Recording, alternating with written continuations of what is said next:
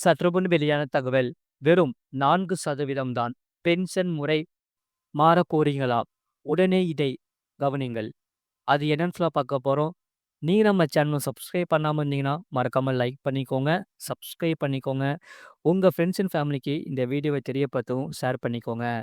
தேசிய ஓய்வூதிய திட்டத்தில் என்பிஎஸ் இருந்து ஒருங்கிணைந்த ஓய்வூதிய திட்டத்திற்கு யுபிஎஸ் இதுவரை வெறும் 4% மத்திய அரசு ஊழியர்கள் மாறி உள்ளதாக கூறப்படுகிறது.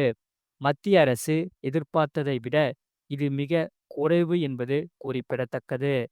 தேசிய ஓய்வூதிய திட்டத்திலிருந்து என்பிஎஸ் ஒருங்கிணைந்த ஓய்வூதிய திட்டத்திற்கு யுபிஎஸ் மாறுவதற்கான காலக்கெடுவை மத்திய அரசு நவம்பர் 30 வரை நீடித்துள்ளது. இதனால் மத்திய அரசு ஊழியர்கள், ஓய்வூதியதாரர்கள் மற்றும் இறந்த ஊழியர்களின் வாழ்க்கை துணைவர்கள் இத்திட்டத்திற்கு மாற அவகாசம் கிடைத்துள்ளது. நிதி அமைச்சகம் வெளியிட்டுள்ள அறிக்கையின்படி இந்த ஊழியர்கள் மற்றும் பல்வேறு தரப்பினரின் கோரிக்கைகளை ஏற்று இந்த கால அவகாசம் நீடிக்கப்பட்டுள்ளது. ஒருங்கிணைந்த ஓய்வூதியம் திட்டம் ஏப்ரல் 1, 2025 அன்று அமலுக்கு வந்துள்ளது. முன்னதாக ஏப்ரல் 1, 2025 அன்று பணியில் இருந்த ஊழியர்கள், தகுதியுள்ள ஓய்வூதியதாரர்கள் மற்றும் இறந்த ஓய்வூதியதாரர்களின் வாழ்க்கை துணைவர்கள் ஜூன் 30 வரை விண்ணப்பிக்க அவகாசம் ஏற்பட்டன. பின்னர் இந்த காலக்கெடு செப்டம்பர் 30 வரை நீடிக்கப்பட்டிருந்தது. மத்திய அரசில் ஏப்ரல் 1, 2025 அன்று அல்லது அதற்கு பிறகு பணியில் சேர்ந்தவர்கள் தங்கள் படிவங்களை நேரடியாகவோ அல்லது பயிற்சி நிலைய தலைவரிடமோ சமர்ப்பிக்க வேண்டும். இந்த படிவங்கள் டிடிஓக்கு அனுப்பப்பட்டு நிரந்தர ஓய்வூதிய கணக்கு எண் பிஆர்ஏஎன் உருவாக்கப்படும். புதிய ஒருங்கிணைந்த ஓய்வூதிய திட்டத்திலிருந்து தேசிய ஓய்வூதிய அமைப்புக்கு என்பிஎஸ் ஒரே ஒரு முறை மட்டுமே மாற நிதி அமைச்சகம் அனுமதி வழங்கியுள்ளது. ஓய்வு பெறுவதற்கு ஒரு வருடத்திற்கு முன்போ அல்லது விருப்ப ஓய்வுக்கு 3 மாதங்கள் முன்போ இந்த மாற்றத்தை செய்யலாம். ஒரு முறை ஓய்வூதிய முறையை மாற்றிய பிறகு மீண்டும் அதை மாற்ற முடியாது. சரி, இப்பொழுது ஒருங்கிணைந்த ஓய்வூதிய திட்டம் பொறுத்தவரை பணி நீக்கம் அல்லது ஒழுங்குமுறை நடைமுறை நடவடிக்கைகளை எதிர்கொள்ளும் ஊழியர்களுக்கு இந்த வசதி பொருந்தாது. ஒருமுறை மாற்றம் செய்யப்பட்டால் ஊழியர்கள் யுபிஎஸ் திட்டத்தின் பலன்களுக்கு தகுதியற்றவர்களாகி விடுவார்கள்.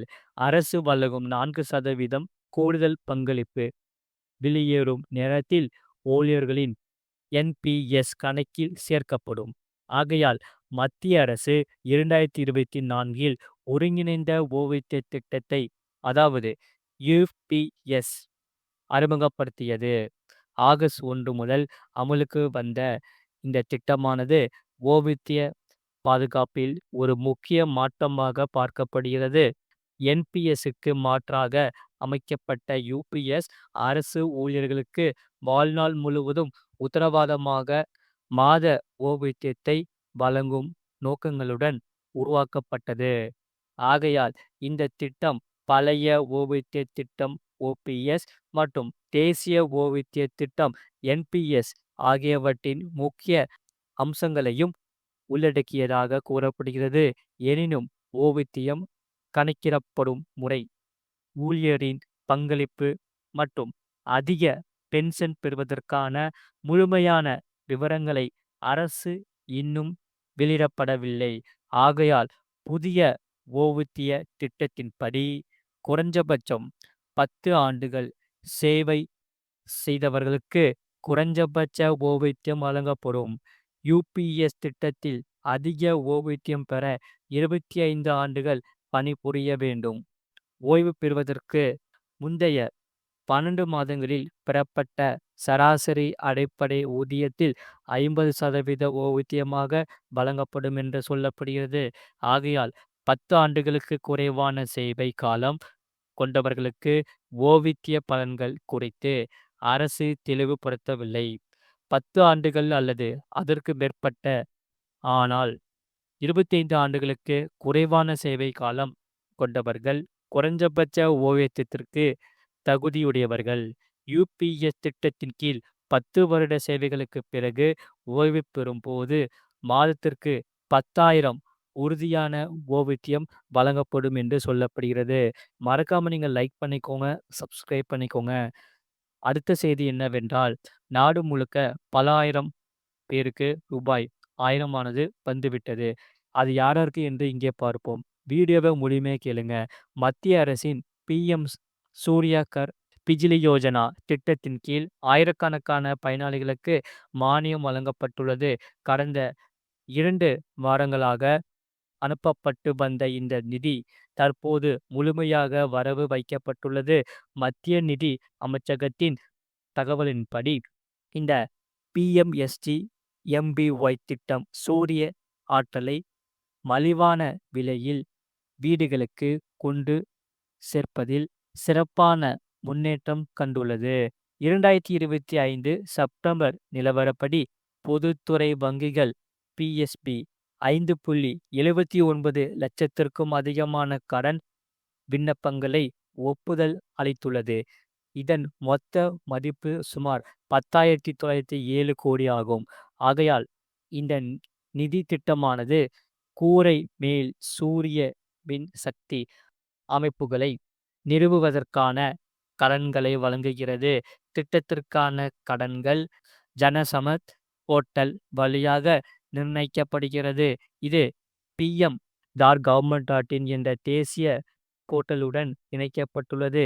இது பயனாளிகள் டிஜிட்டல் முறையில் எளிதாகவும் வெளிப்படையாகவும் விண்ணப்பிக்க உதவுகிறது. ஆகையால் இந்த கடன் திட்டமானது பல குறிப்பிடத்தக்க பலன்களை வழங்குகிறது.